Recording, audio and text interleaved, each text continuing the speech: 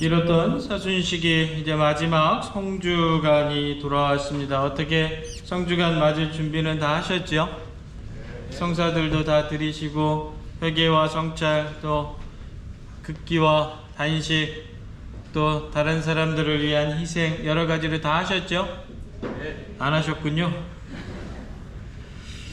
매년 돌아오는 성주간이니까 매해 맞게 되는 성주간이니까 그러면 늘상적으로 우리는 기다릴 수밖에 없죠. 그래서 오늘 복음 긴 복음이었는데 한 번쯤 하나하나 뜯어서 하나하나 살펴보면서 하나하나 그 시대의 그 상황에 내가 들어가 보면 지금의 내 위치가 어디에 있는지 한번 좀 바라볼 수 있을 것 같습니다.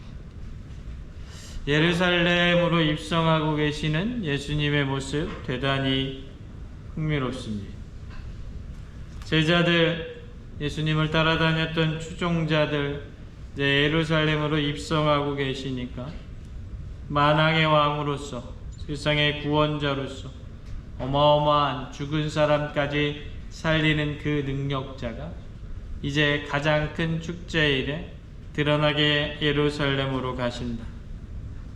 멋진 백마 8마리와 황금으로 장식된 마차를 타고 들어가시는 예수님을 꿈꿨겠지요.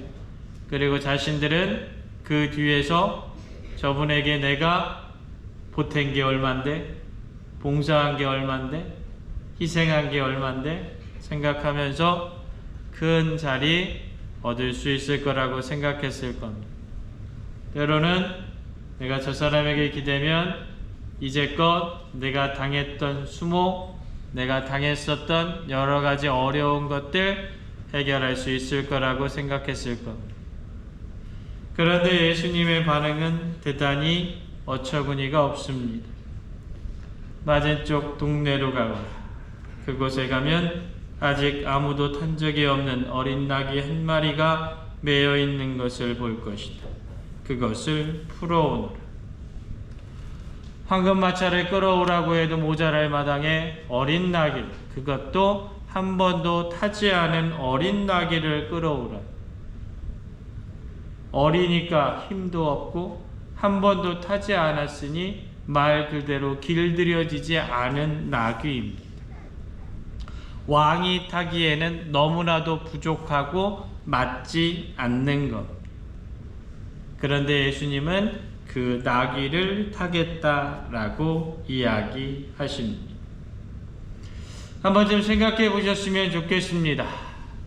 가톨릭 신자로서 살아왔는데, 가톨릭 신자가 되고 싶었는데, 가톨릭 신자로서 여러 가지 생활을 하고 있는데, 내가 예수님께 바랬던 것은 2000년 전에 제자들이나 그를 따랐던 사람들과 같이 백마탄 왕자가 나타나서 나의 모든 어려움과 힘듦을 해결해주고 내가 바라고 내가 원하는 것을 모두 이루어 줄 것이다 라는 희망과 꿈을 가지고 있지 않았었네.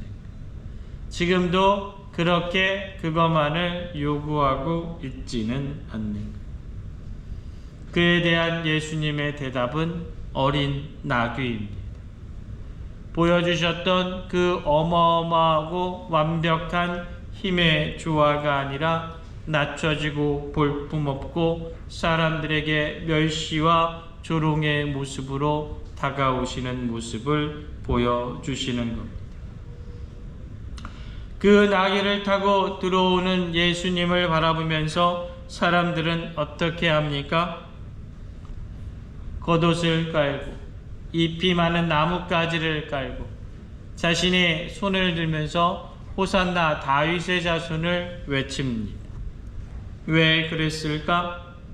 세상 안에서 어렵고 힘든 것들을 해결해 줄 정치적 해방자를 원했기 때문에 그렇습니다. 그러나 예수님이 들어오고 계시는 그 모습은 바로 평화의 왕으로서 세상 안에 세상의 임금이 아닌 하느님의 나라를 만들기 위해 오셨다는 것을 우리에게 보여주십니다. 성경에선 이미 이야기하고 있었습니다. 그분은 겸손하시어 나귀를 어린 나귀를 타고 오신다. 지가리아서 9장 9절의 말씀입니다. 모든 사람이 알고 있었고 모든 사람이 느끼고 있었고 모든 사람이 외우고 있었지만 정말 그것을 타고 오실지는 몰랐다라는 반응입니다. 호산나는 어떤 뜻입니까? 히브리 말로 우리를 지금 구원해 주소서라는 의미를 지닙니다. 파스카 예식마다 불려졌던 일이고 말 그대로 그것을 사람을 향해서 불렀다라는 것은 당신은 저의 왕이십니다 라고 고백하는 모습입니다. 그런데 그렇게 외쳤던 그들이 3일 만에 어떻게 변했습니까?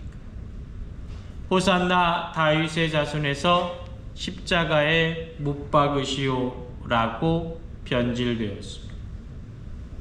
살려달라 외치다가 죽이라고 고함을 치는 모습으로 바뀌었습니다. 도대체 그 3일 동안 무슨 일이 있었던 걸까? 지도자들의 회유가 있었을 것입니다. 가모니설과 잘못된 언론으로 말미암아 잘못된 가짜뉴스에 현혹되어 버린 사람들이 있었을 겁니다. 오시자마자 금방 변할 줄 알았는데 변하지 않는 모습에 대한 내 자신의 조급함이 있었을 것입니다. 그 조급함으로 점점 불안해졌을 것입니다. 자신이 지니고 있었던 그 상황이 혹시라도 달라질지 모른다라는, 내가 누리고 있던 것들은 점점 더 커지고 점점 더 좋아져야 되는데 사람들의 이야기를 들어보니 내 것을 빼앗길지도 모른다라는 불안감이 들었을 수도 있습니다. 내가 지금껏 행했던 것들이 잘못되었다라고 이야기하는 그분의 말씀에 비추어 보니 내가 선택했던 삶이 부정당하는 느낌에 그러고 싶지 않다는 고집스러운 마음이 더 도드라졌을 수도 있을 것입니다. 내 생각은 늘 올바른 것인데 그것과 달라지니 갈등 속에 마음을 바꾸기보다는 그저 눈 가리고 아웅하고 스스로를 속이는 모습을 선택할 수밖에 없었던 인간의 나약한 마음이 있었을 것입니다. 그것으로 말미암아 변질됩니다. 변화되지 못하고 진정으로 예수님의 겸손한 마음 속에 자신들이 바랬던 그 모습의 것을 바꾸어 보지 못한 채 결국 실망감에 혹은 자존심에 혹은 고집에 결국 구원자 예수를 십자가에 못 박습니다. 무식했기 때문에 그런 것이 아닙니다. 무지했기 때문에 그런 것입니다. 몰랐기 때문이 아닙니다. 알려하지 않았기 때문에 그렇습니다. 그렇게 예수님을 못 박습니다. 오늘날 우리의 모습은 어떻습니까?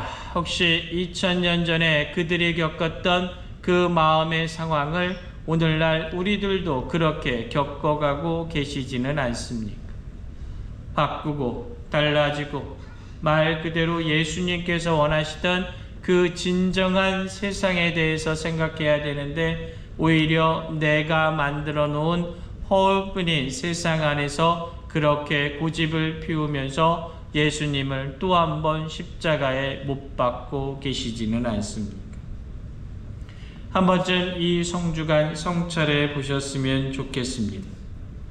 사랑하는 형제자매 여러분, 이 성주간 여러분들은 어디에 서 계십니까?